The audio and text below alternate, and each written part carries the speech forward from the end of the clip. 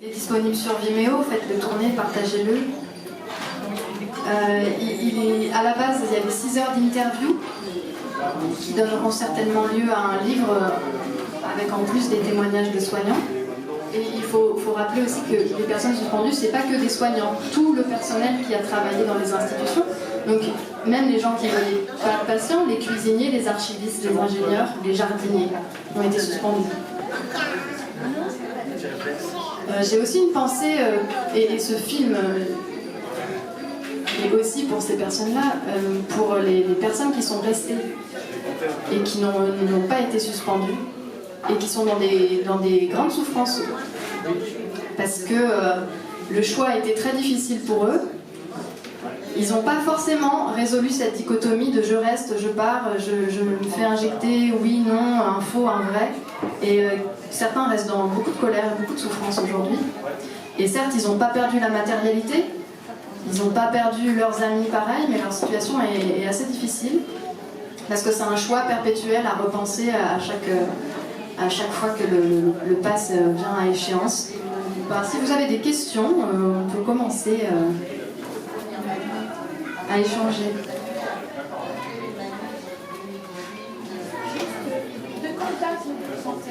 De quand date? Il est paru il y a un mois, je crois, 3 semaines, un mois. Il a été fait depuis le début de l'année, quoi, vraiment dans un temps très court, avec une certaine urgence pour parler du sujet.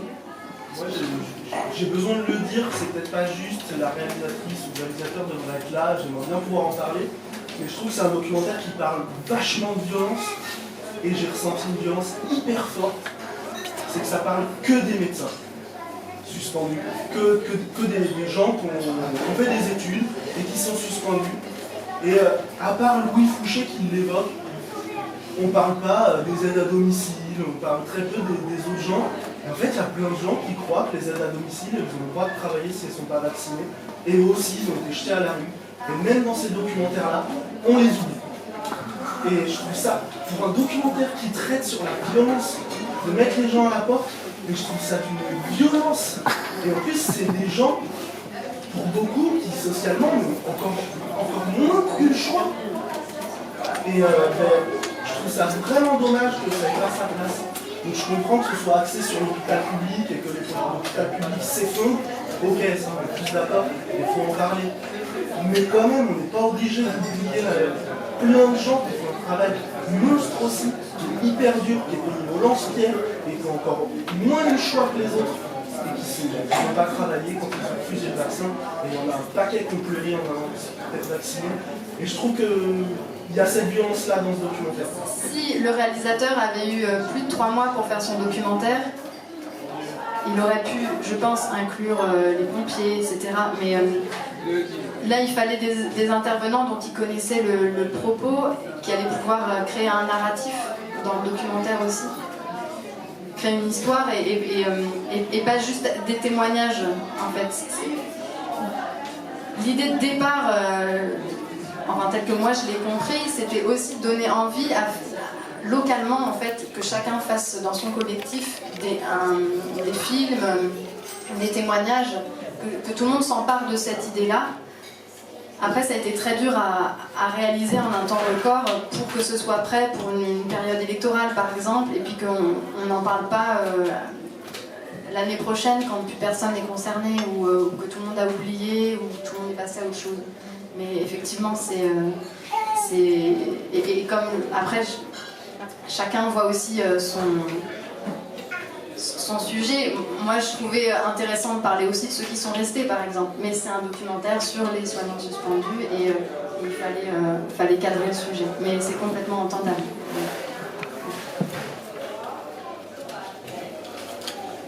Oui. Parce que on a parlé du métier en dehors de l'hôpital, mais à l'intérieur de l'hôpital, il y a différentes catégories. On sait très bien chez nous, c'est les cuisiniers suspendus, c'est les femmes de ménage, c'est les aides-soignantes, etc. Et effectivement, des gens qui n'ont pas le même niveau de salaire et qui n'ont pas forcément la même capacité de rebondir que les gens qu'on a vus, qui s'expriment très bien, c'est très bien leur témoignage. Mais voilà, c'est vrai qu'on peut ressentir peut-être une certaine frustration de ne pas avoir vu l'expression de de gens qui sont vraiment plus en difficulté. Oui, oui. Qui peut-être ont peut-être plus de difficultés à s'exprimer, mais leur témoignage est tout aussi véridique que les autres. Oui, il y a des personnes, il faut le savoir, qui se retrouvent à la rue, hein, qui perdent leur maison, qui se retrouvent au resto du cœur. C'est vraiment des situations dramatiques. Il y a eu des suicides. Des gens qui doivent vendre leur maison. Et des gens qui doivent vendre leur maison. Je pense que ça ouvre un petit peu le dialogue, le regard, l'écoute, parce qu'en fait, je pense que la majorité, nous sommes ici, nous sommes plus ou moins au courant, et il y en a beaucoup qui ne le sont pas, qui n'ont pas envie d'ouvrir leur regard ou leurs oreilles, mais ce genre de film amène justement ce que tu disais à d'autres films peut-être, et peut-être à délier davantage les langues, à vouloir encore se faire entendre et à mettre les gens au courant de ce qui se passe, de ce qui s'est passé, de ce qui se passe maintenant. Oui, et l'intérêt c'était de prendre de la place au niveau des médias et surtout de s'en souvenir, de créer une mémoire. Je pense qu'il faut occulter le fait que ce soit surtout des médecins et voir le propos. Et le propos, il est là pour parler à tout le monde, pour inclure tout le monde. Je voulais dire un mot aussi sur les aspects juridiques. Il y a beaucoup de soignants depuis le 15 septembre qui ont fait des tentatives au niveau juridique. La plupart ont échoué, il faut dire c'est rarissime quand ça a fonctionné. On commence à avoir des cas extrêmement sporadiques de soignants réintégrés par des juges par rapport à la loi, en fait, parce que parmi la loi. Donc ils se sont organisés en syndicats, en collectif. Ils essayent de faire des cagnottes, de faire circuler un peu d'argent, de trouver des solutions, mais ça reste extrêmement dur, ne serait-ce que de rebondir du choc qui a eu lieu en 2021. Donc à la fin du documentaire, il y a un site internet soignant-suspendu.fr qui est avide de récolter toutes les initiatives faites autour des soignants. Il y a un livre qui a été publié qui s'appelle Les Oubliés. Et puis toutes les initiatives ou tous les films qu'on peut faire pour faire témoigner les gens, parce que c'est assez thérapeutique en fait de parler, de raconter son histoire. La question c'est, ça ouvre, j'allais dire la fermeture, mais en fait l'ouverture de la fin c'est sur l'espérance, l'espoir et comment les personnes suspendues ici ont réussi à dessiner un nouvel horizon pour elles, peut-être pour le système de santé. Bonsoir. Alors, exercice pas facile pour moi de parler en public. Ok. Alors moi, pour ma part, donc j'étais kiné, enfin je le suis toujours, hein, ça ils ne me l'enlèveront pas. Je me suis radiée.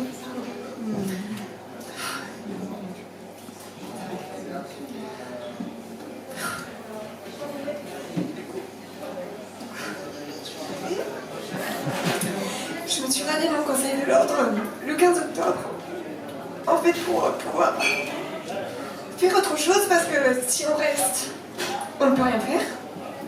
On ne peut même pas prendre de remplaçant, en fait, même un remplaçant vacciné n'est pas accepté. Donc, je me suis radiée, j'ai ouvert mon auto-entreprise en massage bien-être, où je propose des soins différents. Ça me plaît vraiment beaucoup ce que je fais là, je me retrouve vraiment plus dans ce que je fais, je me sens plus en adéquation avec moi-même, plus alignée, et ça laisse ouvrir un autre champ des possibles. On peut créer autre chose que ce système malade en fait. On n'apprend pas aux gens à être en santé en fait, on n'apprend pas à rester en santé en fait, on apprend à cacher avec des pansements des symptômes sans chercher l'origine, et on n'apprend pas aux gens que c'est eux la clé de leur santé en fait. C'est eux la solution. Donc moi voilà, je suis là pour accompagner les gens, à les aider à trouver cette solution et à rester ensuite en santé. Voilà. Moi, donc, mon parcours, donc, je suis kiné depuis 11 ans. Je suis arrivée dans le Lot il y a 3 ans. Et en fait, en 2018, avant de déménager, Au début des Gilets jaunes, mon conjoint, on regardait plein de sites, un peu partout, et il me dit non mais Marie, tu te rends pas compte de ce qui se passe. On est dans un monde horrible, quoi. Tu vas voir, ils vont nous sortir un virus, et puis après, tu auras un vaccin, tu pourras plus aller travailler, et ils vont sortir un espèce de papier pour pouvoir aller faire ses courses, on sera coincé. Je dis attends, arrête avec tes débiles, c'est bon, quoi. C'est n'importe quoi. Et il s'est mis un peu à déprimer, chose qui n'est pas habituelle pour mon conjoint. Donc j'ai dit ok, on avait le projet de partir dans le Lot, on part dans le Lot, on bouge. 1 an se passe, super, je lui dis tu vois, tout va bien. Et puis, pouf, un virus. D'accord, stop. 1 an se passe, je lui dis tu vois, Macron il a dit qu'il rendrait pas le vaccin obligatoire. Et pouf, 12 juillet, obligation vaccinale, voilà. Obligé de s'arrêter de travailler, là, bon, je suis en train de me dire quand même que du coup pour moi c'était même pas un choix, c'était une évidence en fait de ne pas se faire vacciner et de prendre le chemin que j'ai pris aujourd'hui. Voilà. Maintenant en fait on compte sur vous tous aussi pour nous soutenir, venez nous rencontrer, venez voir ce qu'on propose, parlez de nous, hein, le bouche à oreille c'est ce qui fonctionnera le mieux. Et si vous avez des idées pour créer autre chose, hein, pour construire l'avenir de la santé de demain et l'avenir même sur tous les sujets, parce qu'il n'y a pas que la santé qui est malade, eh ben, soyez bienvenus. Venez à notre rencontre. Voilà, merci.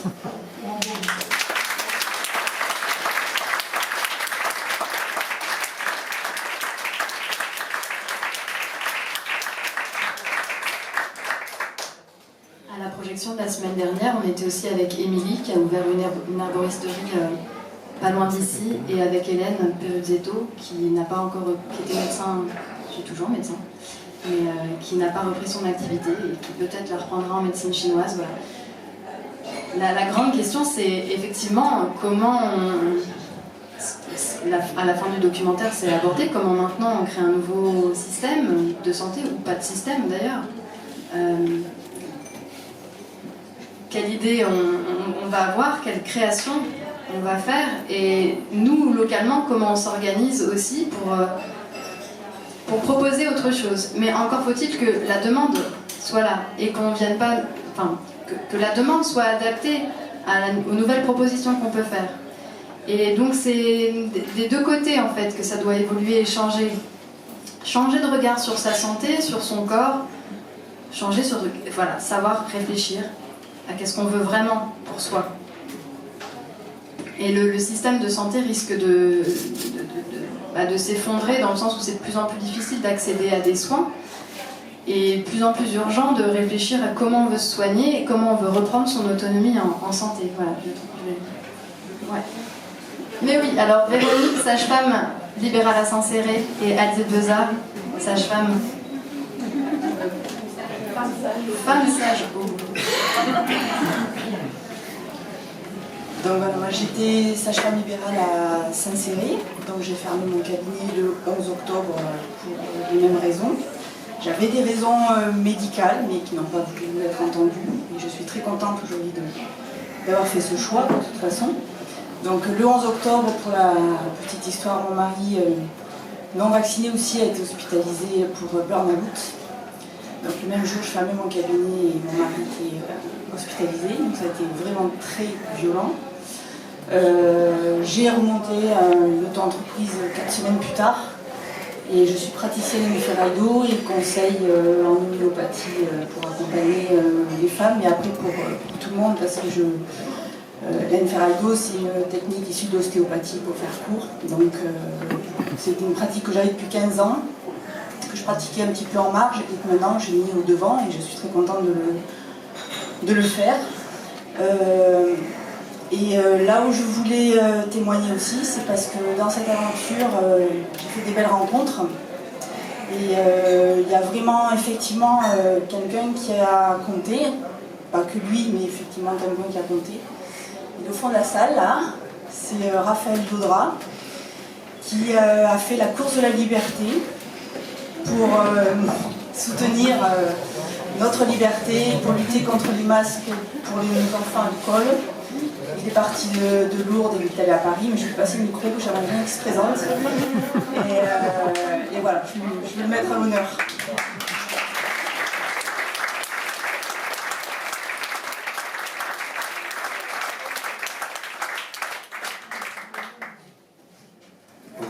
Bonjour à tous, merci beaucoup Véronique.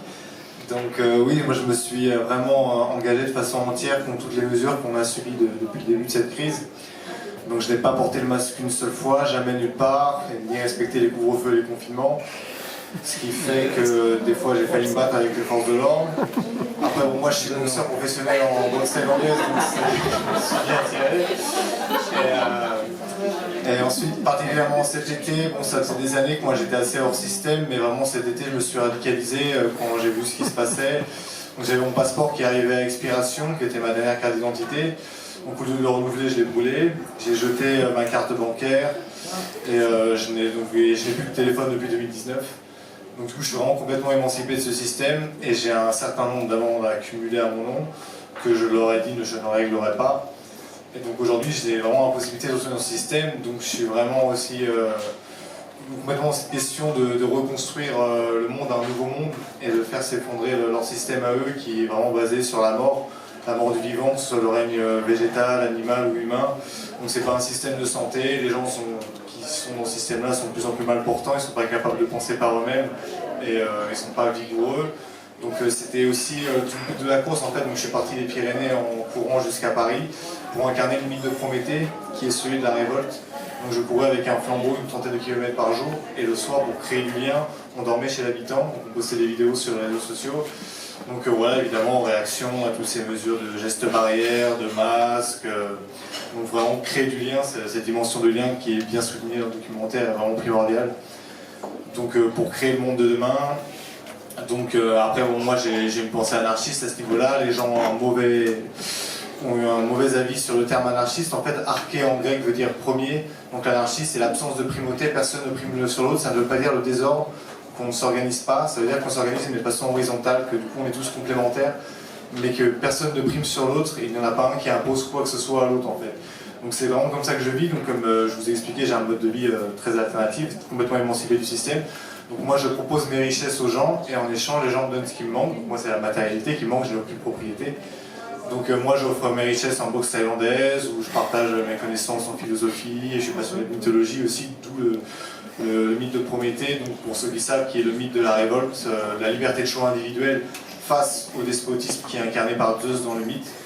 Donc Prométhée en fait est condamné pour avoir donné le feu aux humains et le feu ici symbolise le logos, donc l'intellect qui a distingué l'homme des autres espèces, qui lui permet d'assurer sa survie et de maîtriser les éléments.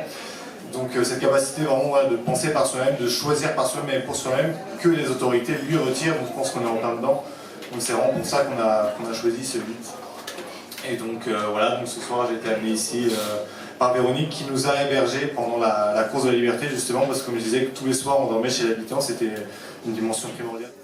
Bonsoir, donc moi je m'appelle Alice Bezard, j'étais sage-femme, je travaillais à la maison de santé de Figeac avec mes chers collègues dont Brigitte faisait partie. Voilà, je dis que j'étais sage-femme et à la fois je suis toujours sage-femme et je pense que je le serai toujours. Après, en octobre 2021, je me suis autoproclamée femme sage. Voilà, après, j'avais cette chance d'avoir d'autres cordes un peu plus alternatives à mon arc. Et du coup, effectivement, je me consacre là mon temps aujourd'hui à mettre en place, à accompagner sur ces pratiques alternatives les femmes beaucoup, les femmes enceintes. Voilà. Je dirais qu'aujourd'hui ça va mieux. Je trouve que le départ en octobre 2021 a été difficile. Ouais, ce départ a été difficile et aujourd'hui, de voir le film qu'on a vu ce soir, ça fait remonter des choses parce que en tant que soignante, avec toutes les valeurs qui m'ont toujours tenue à cœur et qui me tiennent toujours autant à cœur aujourd'hui, il y a trop de choses que je ne peux pas comprendre et que je ne peux pas accepter. je ne peux pas accepter qu'il y ait un pass vaccinal pour entrer dans un hôpital. Je ne peux pas accepter qu'il y ait un interrogatoire porté sur les personnes à soigner pour savoir s'ils sont vaccinés ou pas et que ça modifie la manière dont ils vont être pris en charge.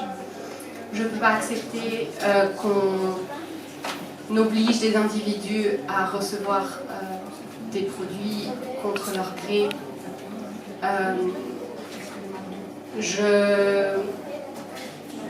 Je regarde pas trop l'actualité là et je vois qu'il y a des personnes qui sont en difficulté. Et là, moi, ce que je me dis, c'est que j'ai pas envie que mes enfants soient malades parce que j'ai pas envie d'aller à l'hôpital aujourd'hui. Et il y a une part de moi qui, à la fois, on croit que voilà, il y a des belles choses qui vont arriver. Et il y a une part de moi qui, voilà, qui fait que je ne peux pas comprendre, je suis révoltée.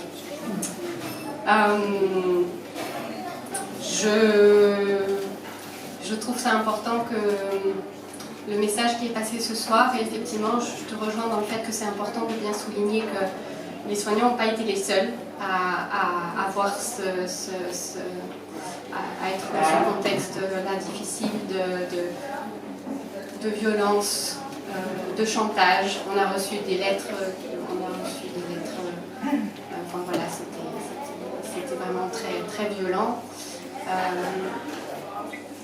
Et effectivement, je pense que c'est important que la conscience soit mise en lumière aujourd'hui,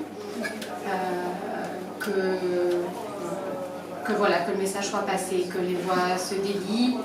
Et puis, voilà, j'ai envie de voir la lumière derrière tout ça. Voilà.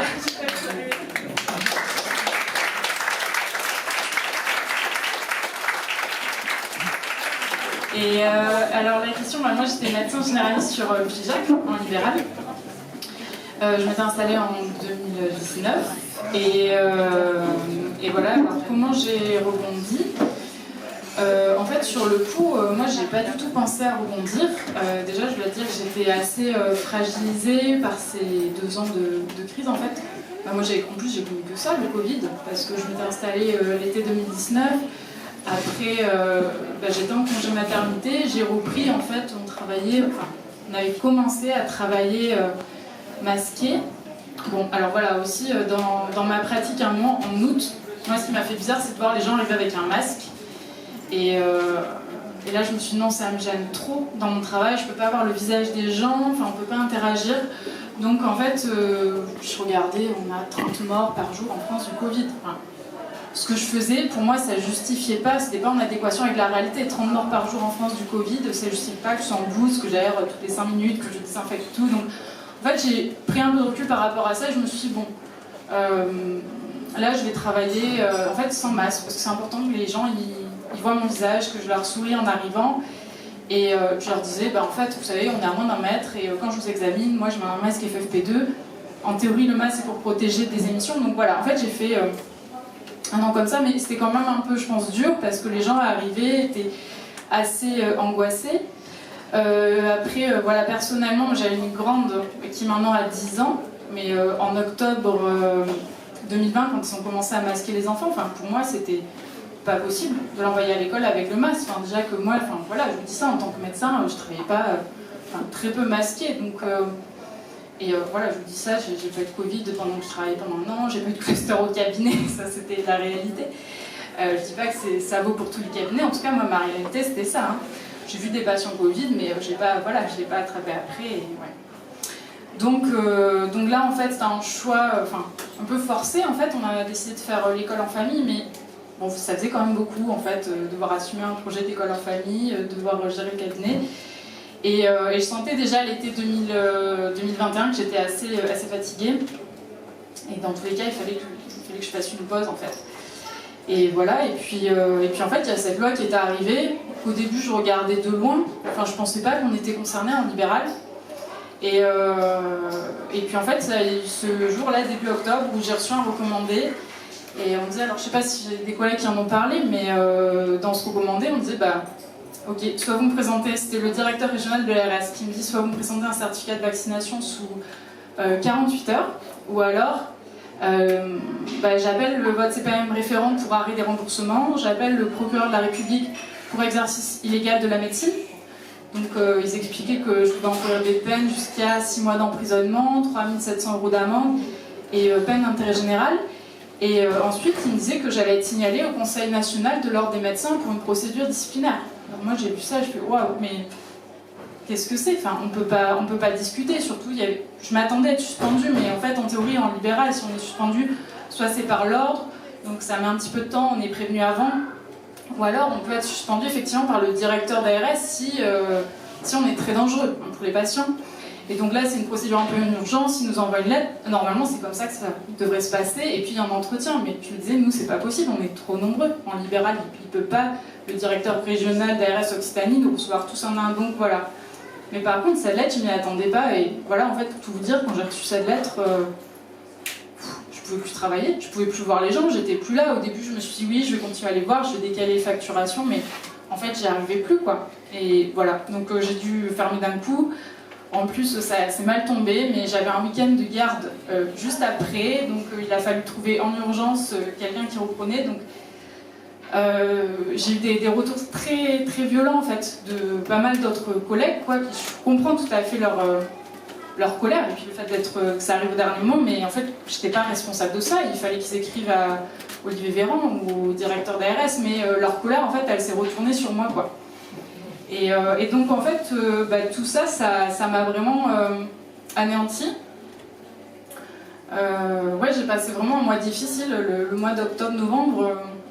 Bon, j'étais beaucoup sur mon canapé, j'arrivais plus des fois à m'occuper de mes filles. Et un jour, j'ai même demandé à ma voisine, tu peux leur faire à manger, j'y arrive pas, quoi. Et bon, donc voilà. Et puis petit à petit, je pense qu'il fallait du temps. Je pouvais pas réfléchir. Là, j'étais même plus, si vous voulez, en état de faire quoi que ce soit en fait. Rebondir, déjà, arrive à aller bien. Et voilà. Et puis après, au début de l'année, j'ai senti que ça allait mieux. Et voilà, je pense que j'ai toute une période de transition où là, moi, maintenant, dans tous les cas, j'ai décidé que réintégrer ou pas, en fait, je veux pas y revenir dans ce système, quoi. On est sur ce que disait Louis dans le Fouché, dans le film. En fait, il y a une société qui fait naufrage et en fait, j'ai été éjectée du bateau. Et en fait, j'ai pas envie de revenir sur un bateau qui fait naufrage maintenant. Voilà. Alors après, qu'est-ce que je fais? Bon, oui, ce que j'ai fait. Alors, je me suis occupée de moi, je me suis occupée de mes filles aussi. Voilà, de ma famille, de la maison, parce que aussi ça c'est quelque chose peut-être qu'on vous dit pas, qui est pas connu, mais quand on est soignant en fait c'est souvent les patients qui passent avant tout le reste, avant beaucoup de choses, et c'est nos proches en fait qui en pâtissent, qui se disent oui là je vais rentrer tôt ce soir, Aline tôt ce soir, tu m'avais dit que tu rentrais 1 heure avant, oui, et voilà en fait ça arrive souvent comme ça et on ne sait pas forcément prendre soin de nous. Quand on est soignant, même moi je ne peux pas arrêter de soigner, enfin, ça fait partie de moi, puis j'aime être avec les gens, vraiment ça me rend heureuse quoi, puis de voir que les gens vont mieux, enfin, ouais, pour moi c'est une grande source de joie, donc ça moi j'ai envie de continuer, mais voilà, après d'une autre façon, donc plutôt voilà, le titre ça sera praticien en médecine chinoise, après ce que disait le Fouché aussi, j'aime bien, peut-être pour faire un petit pied de nez, mais femme médecine aussi, ça me plairait bien.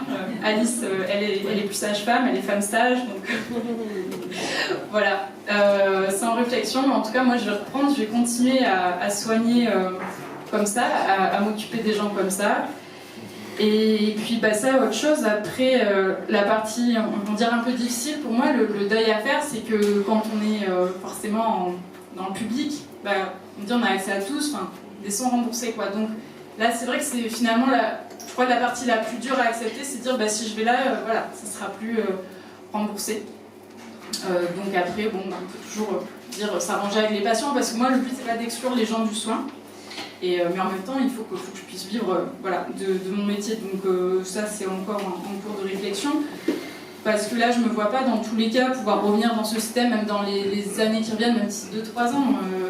Ce que disait Jamila, la casse de l'hôpital public, des services publics, ça a commencé il y a bien longtemps. Et là, on récupère un peu les pots cassés. Donc voilà, après, c'est pas parce que j'ai décidé ça maintenant que peut-être plus tard, ça va pas changer. Mais, voilà. Merci pour votre écoute. Désolée, c'était un petit peu long.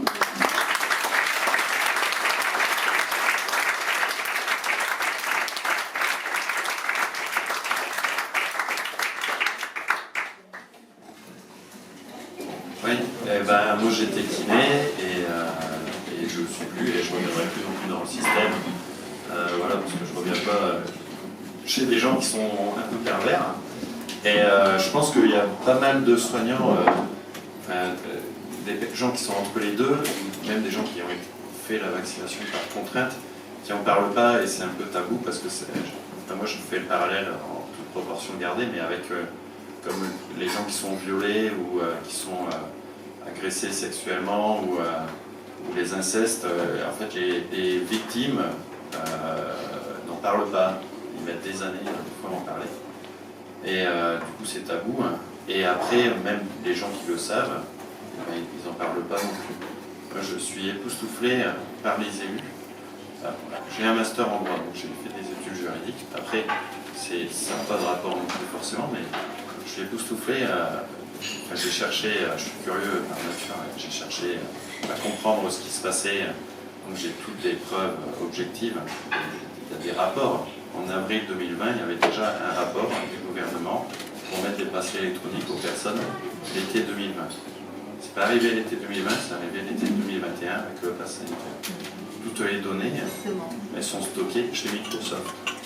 C'est totalement illégal, ça a été rendu par une décision de justice, donc c'est rendu licite par quelqu'un qui a fait l'ENA avec Emmanuel Macron, qui a travaillé 7 ans au gouvernement avec lui, avec Roland. Je veux dire, c'est un cercle fermé, c'est comme nous, dans les collectifs, on se voit, et eux, ça doit être la même chose au niveau mondial. Et pour qu'il y ait la moitié des pays en Occident qui fassent la même chose au même moment, c'est forcément qu'il y a des forces très puissantes au-dessus. Alors après, il y a d'autres choses à faire, voilà, je vais peut-être essayer de faire un mi-temps en service, restauration tant qu'il n'y a pas le pass. Je vais faire aussi des soins bien-être, parce qu'on reste massage en esthétique, je vais faire ça. Et puis faire un peu de jardin, faire un peu de maçonnerie, voilà, des travaux comme ça pour essayer de diversifier, pour contourner un peu l'obstacle. Tout ce qui se passe, tout ce qui est fait, il n'y a aucune preuve scientifique que ça sert à quoi que ce soit. Encore aujourd'hui, il n'y a aucune preuve. Et un jour, il y aura réparation. Mais les forces sont très puissantes. Alors, on peut vivre dans un monde, un réseau, tout ça, faire autre chose à côté. Hein. Ça durera le temps qu'ils veulent bien que ça dure. Voilà, après, ça peut durer 10 ans, ça peut durer 15 ans. Dans les rapports publics, hein, donc c'est le Conseil de santé publique, donc c'est la vaccination. Le but, c'est commencer catégorie par catégorie, pas tout le monde en même temps. Donc c'était commencer par les soignants, après les enseignants, après les enfants. En fait, les populations qui sont fragiles, faibles, parce qu'ils ont des contraintes. On commence pas par les personnes âgées en retraite, qui elles, elles ont fini de payer crédit ou elles se débrouillent, elles n'ont pas besoin de... on a beaucoup moins de contraintes sur elles. Et le vaccin en phase d'essai, c'est interdit d'obliger ou de contraindre par le droit international et européen. Ça n'a jamais été jugé. Les jugements, c'est que sur la procédure. Donc c'est jamais sur le fond, c'est toujours sur la forme. Sauf une fois, Conseil des prud'hommes. En fait, les juges eux-mêmes, Conseil des prud'hommes, c'est pas des juges professionnels. Donc ils n'ont pas de carrière. Les juges eux-mêmes, ils ont leur carrière. Ils jouent leur carrière. En fait, tout le monde joue sa carrière. Et les élus, c'est la même chose, ils ne font rien parce que le préfet, il va taper dessus, ils n'y connaissent rien, ça fait perdre du temps, on s'en fout, ça va s'arrêter.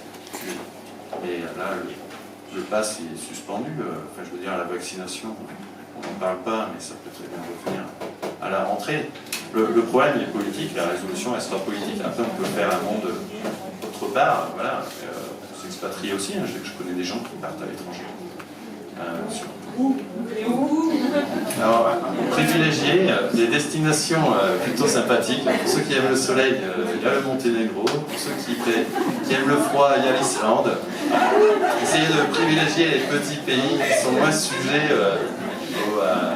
à la bourse, des choses comme ça. Et il faut savoir, du coup, quand même, ce qui se passe, c'est quand même incroyable, c'est quand même des cabinets de conseil privés qui écrivent les projets de loi, donc ils ont le choix entre 2 ou 3 projets de loi, mais c'est orienté.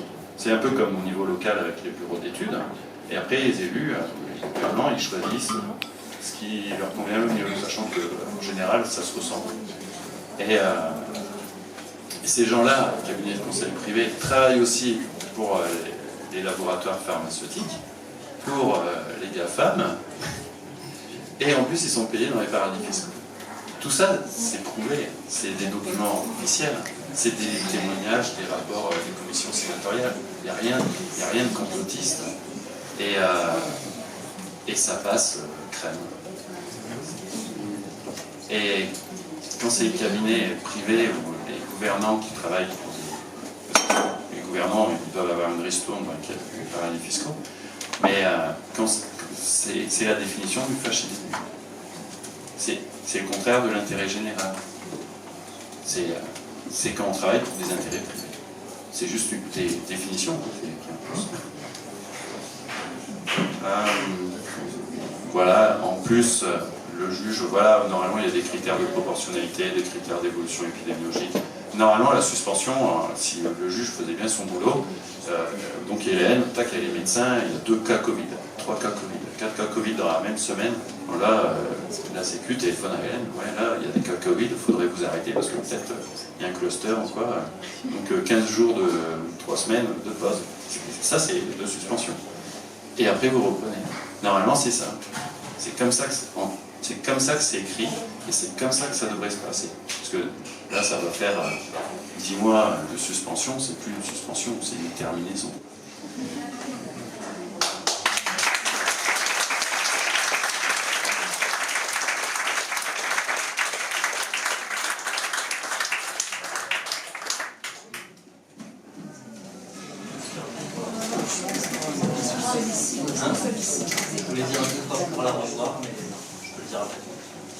Alors, je viens de demander si je pouvais prendre le micro. En fait, je ne suis pas soignante, je ne suis pas suspendue. Et je réagis parce que sur les propos en plus de Frédéric l'an dernier, moi je crois qu'effectivement ce qui se passe, c'est un problème politique, c'est un choix politique. Et donc le choix que j'ai fait moi, c'est de m'engager au niveau politique parce que je pense que c'est comme ça qu'on peut changer les choses. Et que ce qui se passe aujourd'hui pour l'hôpital ne se passe pas que pour l'hôpital. C'est le cas pour tous les services publics avec une casse généralisée où effectivement les moyens ne sont pas mis au service de la population, ils sont mis ailleurs. Ils ne sont pas mis au service des gens et de l'humain, on a beaucoup parlé de l'humain. C'est pas l'humain qu'on rémunère, c'est des intérêts autres et des intérêts de nature plus financière. Et donc je crois que ce n'est pas une fatalité, qu'on peut changer les choses. Et que par contre, ce qui s'est passé depuis plusieurs mois au niveau de la santé, au niveau des hôpitaux, cette pandémie dont on s'est beaucoup servi pour... pardon, j'ai utilisé le terme que j'avais vraiment en tête, mais qu'on a beaucoup utilisé pour justifier beaucoup de choses. Si ça n'avait pas été cette pandémie-là, on aurait peut-être eu autre chose, et c'est la logique du système qui fait qu'on en est là. Donc voilà, je ne voulais pas prendre la parole trop longtemps, mais je me suis sentie interpellée par le côté politique. Oui, je crois que ce sont des choix politiques qui font qu'on en est à cet état de casse et de déliquescence de l'hôpital. Oui, je crois que ce qu'on a fait au niveau de la population, et vous avez été plusieurs à l'évoquer, c'est qu'on a rendu le dialogue difficile et on a monté les gens les uns contre les autres. C'est pas neutre, c'est vrai pour le personnel de santé, mais c'est pas vrai que pour eux.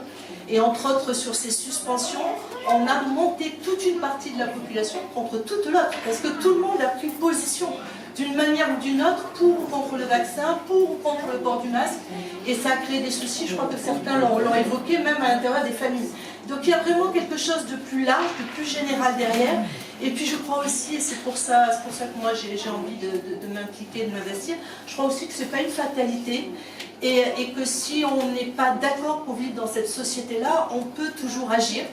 Alors voilà, chacun à son niveau, chacun ne changera peut-être pas tout du jour au lendemain, mais les choses résultent de choix, et on peut faire des choix différents, et on peut les faire tous ensemble. Donc voilà, je voulais pas monopoliser, je n'étais pas sûre que ça soit opportun que je prenne la parole ce soir, mais voilà. Et je voulais juste dire, avant de rendre le micro, que j'ai été, comme je pense tout le monde, très touchée par les témoignages des uns et des autres. Et voilà, qu'effectivement, il faut du courage à un moment donné pour prendre ce type de décision.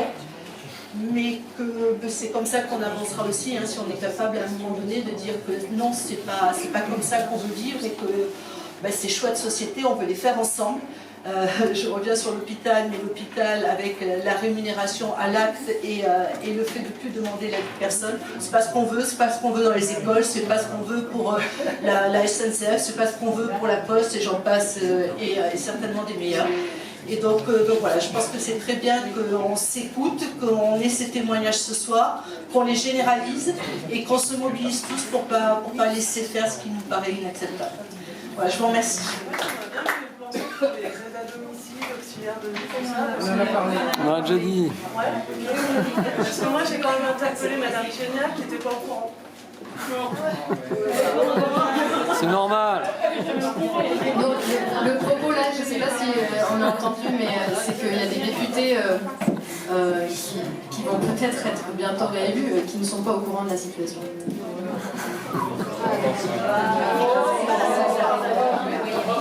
Mais à mon avis, elle le sait quand même un petit peu. Ah, pas pour les aides à domicile. Voilà, elle avait peut-être pas la vision.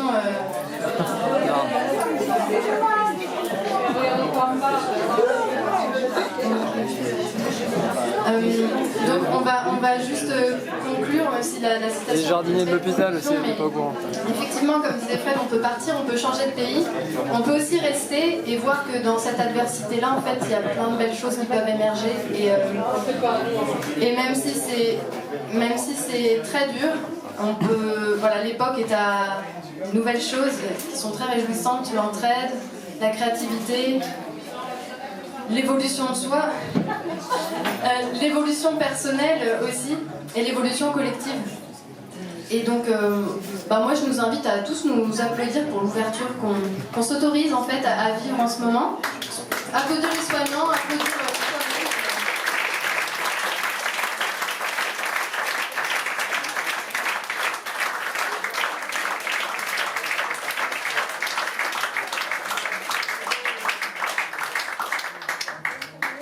Et Brigitte, tu veux dire une dernière chose? Vous m'obligez à parler. Voilà, ce sera merci. Je rajouterai, je peux rien rajouter parce que je pense que tout a été dit, même si c'est tout le monde a dit ce que j'avais à dire aussi. Après, moi, il y a deux choses qui m'avaient fait réfléchir quand ça nous est, tombé dessus. C'est pourquoi les soignants, mais en fait c'est Jamila qui a énoncé un peu le don, où on donne tout le temps, et pourquoi on donne. Donc je pense que c'est pas anodin que ça soit tombé l'obligation essentiellement sur les soignants et sur l'hôpital public, ou les soignants. Et la deuxième chose, j'avais été chercher à l'époque et je suis retournée il n'y a pas très longtemps sur le site de santegouv.fr pour regarder. Finalement, je me disais, peut-être que c'est les soignants qui crèvent tous, quoi. Et j'ai regardé et récemment, c'est le même chiffre, il n'a toujours pas bougé. Entre mars 2020 et décembre 2020, il y a 17 ou 19 soignants répertoriés décédés du Covid dans les structures.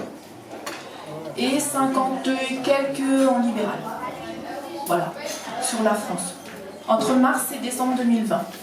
Et l'obligation après, la loi est tombée en août 2021. Voilà, je me suis dit, finalement, on n'est pas tous en train de crever. Mais j'ai toujours pas compris pourquoi, plus nous que les autres. Enfin, si, j'ai une petite idée, mais je pense que, on donne trop. Donc, du coup, moi, juste pour dire, je me suis mis à vivre et je fais vivre mon jardin et ma famille. Voilà.